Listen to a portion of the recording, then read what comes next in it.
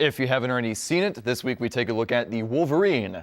And let me tell you, the claws are coming out on this one. Hey, now they're never gonna believe I'm a mutant.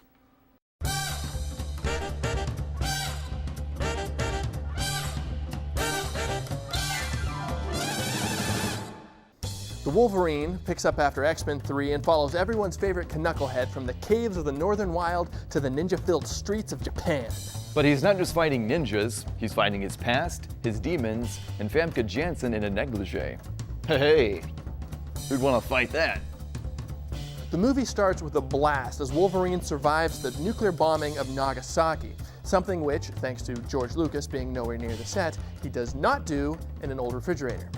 But beyond that initial explosion, the first part of this movie is slow. Wolverine spends so much time wrestling with his inner demons that I half expected him to break out into a full rendition of Bring Him Home.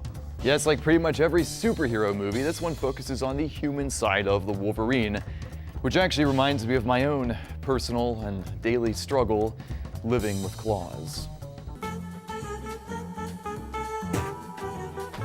Hey, Brett! Little help?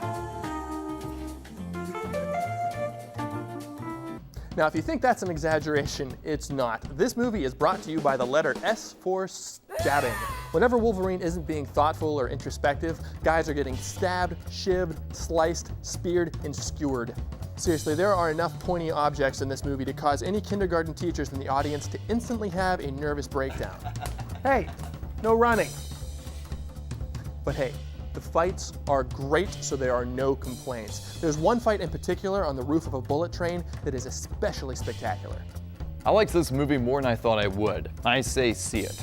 Now, the Wolverine isn't perfect, but it's a solid improvement on a franchise that tends to be hit or miss. The X-Men movies aren't always great, but Hugh Jackman always is, and this time around is no exception. Now, despite the movie starting slowly, I still say see it. For folks who are afraid of another X-Men 3 or X-Men Origins, don't worry, this is a much better, much grittier take. Now, fans of Frank Miller's original comic series, you might be a little disappointed, but you probably already knew that. Remember, always use 2 hands on your samurai sword, and catch our reviews every week on Facebook, Twitter, and on WJTV.com.